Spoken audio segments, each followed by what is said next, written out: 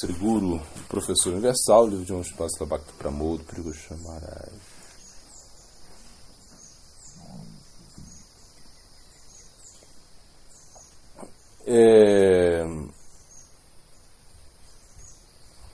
Ele está dizendo aqui que alguns brahmanas, né, que estudam os Vedas de uma forma muito minuciosa, eles são contra o fato de que o nome de Krishna não pode ser encontrado em nenhum lugar desses textos revelados, que são base de todo o Sanatana Dharma. Então, se tal pessoa pode concluir que Krishna não é real ou que os Vedas não são verdadeiros, né, ela está errada em ambos os casos e não pode ser aceita como um acharya genuíno. Claro, por quê? Porque Krishna, mesmo ele fala, não é? Sarvasya chaham yurdisa nivishto matais mriti gyana purnancha vedais chasarviyaham evedo vedanta krit vedavit evachaham. Então ele fala, né? Eu sou o que deve ser conhecido de todos os Vedas, né? Eu sou o autor do Vedanta, eu sou o compilador dos Vedas, ou seja, Krishna está falando isso, né? A essência de tudo aí. Você estuda os Vedas para quê? Para chegar à conclusão que Krishna, ele é a suprema personalidade de Deus, que ele é o autor dos Vedas, que os Vedas são feitos para você chegar a ele. Como disse Bhaktivinoda Thakur, né, que os Vedas são como uma selva de confusões, ou seja, porque tem muita coisa, né, muita coisa. Tem muitas opções para você. E por que isso? Né? A gente pensa, por que isso? Tantas opções? Porque como você tem muitas opções, você fica meio... Eu lembro quando a gente coletava com pintura, né? A gente chegava no escritório de uma pessoa, onde a gente chegava, no consultório médico, a gente abria as pinturas, né? Então a gente percebeu que se você mostrasse muitas, quando as pessoas, como elas tinham muitas opções, elas ficavam muito em dúvida em escolher, né? Porque te dá muita opção, né? Então você fica, né, em dúvida do que você vai. Quando você não tem tanta opção, é mais fácil você escolher. Então, de certa maneira, por exemplo, o pessoal fala, não, mas lá na Índia é mais fácil. Não. Tudo é difícil, tudo tem sua dificuldade, né? Quem está lá na Índia, ou seja, tem muitas opções, muitas, né, variedades de esoterismo, né, muitas coisas esotéricas. Você pode, né? Aqui você vai ser evangélico, vai, né? Tipo assim, hoje ainda tem um pouco mais de opção. Mas mesmo assim, se você é um transcendentalista, sabe, e você encontra Krishna, é mais fácil, de repente, seguir Krishna desse jeitinho aqui que a gente segue, né? É bem mais fácil, você não tem tantas opções, né? A coisa tem mudado um pouquinho, mas mesmo assim, se você, como o Bhaktivinoda Thakur fala, tantas opções assim, para quê? Para colocar as pessoas nos devidos locais, para que realmente você possa, imagina, é como se fosse um hospital, né? O Bhaktivinoda Thakur fala, para que os devotos possam praticar, né? Krishna lhe dá tantas opções assim para as pessoas, né? Para os devotos ficarem tranquilos praticando, né? É como, por exemplo, você chega no hospital, né, e vai todo mundo para UTI, imagina? Todo mundo quer ficar na UTI. Não é UTI é só para quem está precisando mesmo. Então, você fica lá na enfermaria, você fica no quarto, né, na sala, na triagem, enfim, não é que todo mundo vai para UTI, não. Né? É a mesma coisa. Então, não é que todo mundo vai praticar Bhakti Yoga, né? Se fosse assim, seria muito mais complicado. Né? Já é complicado.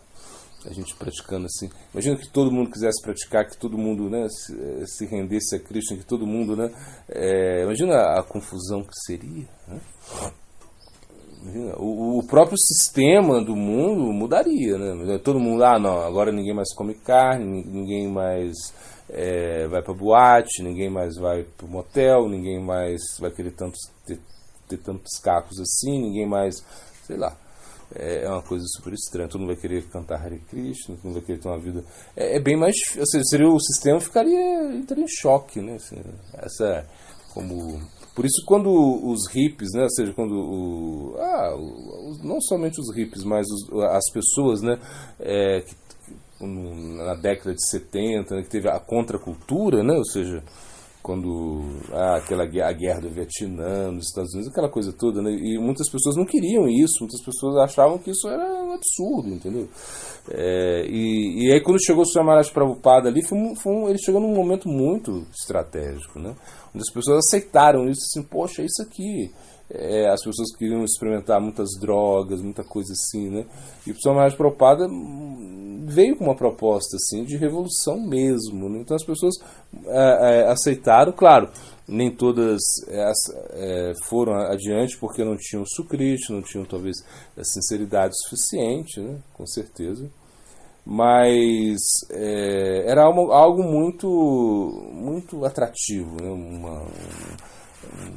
Uma coisa contra o sistema, né? Contra tudo isso, né? Realmente, eu mesmo assim, eu nunca gostei muito de trabalhar, uma coisa assim, sabe, ficar. Eu tive essa experiência, né? Você tem que ir o horário, né? Tem que cumprir o horário, tem que chegar lá, aquela coisa assim, né? É como uma máquina, né? De moer, né? De cana, né? Todo dia tá tirando toda a sua energia, enfim. E depois você entrega tudo isso para um patrão, sei lá, é uma coisa assim estranha demais. E mesmo assim, você já tive a oportunidade de ter o meu próprio negócio, né, assim, a própria, sei lá, academia, e também talvez seja pior, né, porque você está preocupado o tempo todo com o negócio, né? Até final de semana você nem relaxa, porque você tem que preocupar com isso.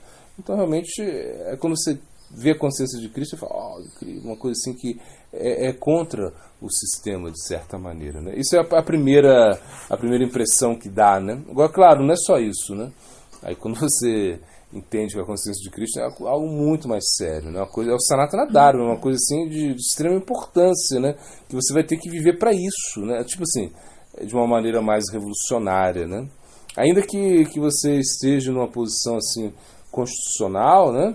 Você tem que viver de uma maneira revolucionária no sentido de você entender que em algum momento você vai ter que dar tudo, né? Não é isso? Como o Chaitanya Mahaprabhu falou para Raghunadas Goswami, ele falou, olha, agora não dá para você vir ficar comigo, né? Imagina, você é filho de um cara muito importante aí no regime, tem uma conexão muito grande com o regime muçulmano aí, então não tem jeito. Ele fala, fica em casa, né? Mas faz as coisas pensando em mim, né? Ou seja, pensando em Cristo, pensando em estar com Cristo, né? Então ele vai falar, utiliza a estratégia de uma mulher infiel, né? Uma mulher que quer trair o marido dela. Ela faz tudo bem feito dentro da casa para que o marido não desconfie, mas na mente ela está só pensando em quando ela vai poder encontrar o seu amante. Foi isso que Mahaprabhu, esse conselho que ele deu para Raghunatha Goswami, né? Então, assim, os Vedas, né, eles falam o quê? Eles falam da pessoa suprema, Purushottam, Krishna. Ou seja, isso está estabelecido, né?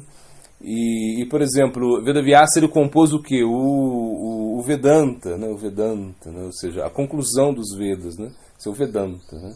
Essa é a compreensão assim sistemática dos Vedas, né? Então isso é encontrado onde? Nos Upanishads. Então Upanishad é isso. Upanishad significa sentar pertinho, né? Esse é o Upanishad. E você ter essa instrução perto. É a maneira que o conhecimento védico foi transmitido, foi mantido, né? Ou seja, imagina como aqui, né?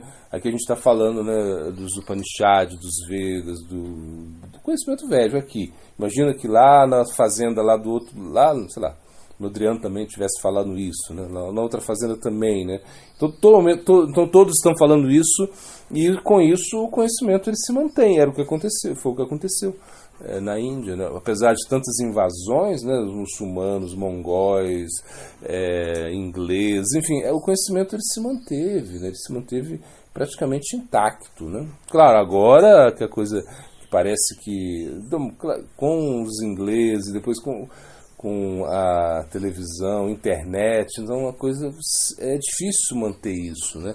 Porque ninguém quer mais ficar escutando a história do vovô lá, lendo Mahabharata, né? Imagina que era assim, né? O avô lia o Mahabharata à noite, né? Ramayana, e os filhos ficavam lá do lado, né, do avô, aí aprendiam, né?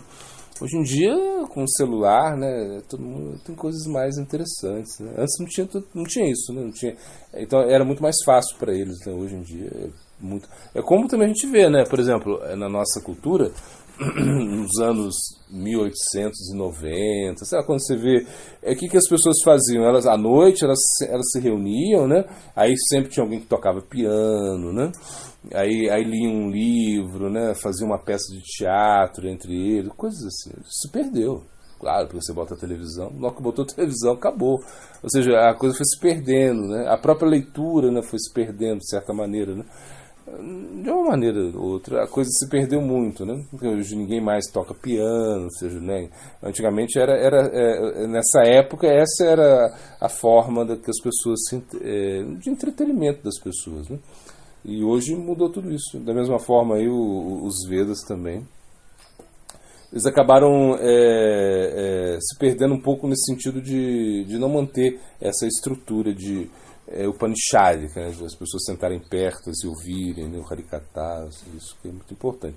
Por isso e também não só isso, né? Mas também perceber que a coisa é viva, a coisa é real, né? Que a pessoa está lá atrás da internet, está falando, só falando, só falando, não. Ou está mandando só um áudio, que você está vendo a pessoa, né? Você está vendo ela praticar. Claro, você pode até... Esse sistema, né, de áudios e de internet funciona muito bem quando você conhece a pessoa, você conhece quem está lá do lado de lá, né? Você conhece que realmente a pessoa é um sábio, que a pessoa ela pratica, que a pessoa tem uma vida correta, né? Então, isso funciona mais, né? É melhor, né? Então os Upanishads, diz que eles são 108 Upanishads, eles são como o centro, né? A parte mais importante da literatura védica, né? Ou seja, quando se fala de conhecer a verdade suprema, né? Porque os Vedas são muito amplos, né? Mas os Upanishads é como o miolo da coisa, né? E esse conhecimento de Krishna, assim, dos Vedas, isso é estabelecido onde? No Bhagavad Gita. Bhagavad Gita, Krishna mesmo, ele é muito Upanishádico no Bhagavad Gita, né? Ele vai citar muitos textos Upanishads, ele vai estabelecer esse conhecimento, assim, no Bhagavad Gita, né? Krishna estabelece um conhecimento, assim, mais Upanishádico, Asvarya, né? Asvarya, ele é uma coisa, assim, muito, né? Tá, você não é a alma, né? Você não é o corpo, você é a alma. Bom, aí tá o Gyana, aí tá a Ashtanga, mas o Bhakti tá aí. E Krishna ele tá te mostrando uma coisa assim muito Aishvarya, né? E conheça as minhas opulências, né? Enfim, isso é Krishna no Bhagavad Gita, né? Mas claro, né? Tudo vai se culminar na rendição, quando Krishna, no final do Bhagavad Gita, ele vai falar Sarva Dharma Parityaja Mayekam Sharanam Vraja.